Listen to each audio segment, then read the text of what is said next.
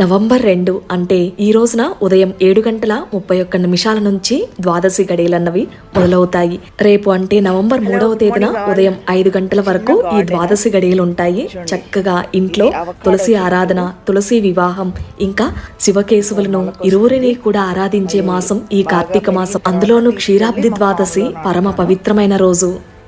విశేషంగా ఈ రోజున తులసి ఆరాధన ఏ ఇంటైతే జరుగుతుందో ఆ ఇంట అష్టైశ్వర్యాలు, సుఖ సంతోషాలు వెల్లువిరుస్తాయని మన పురాణాలు చెప్తున్నాయి.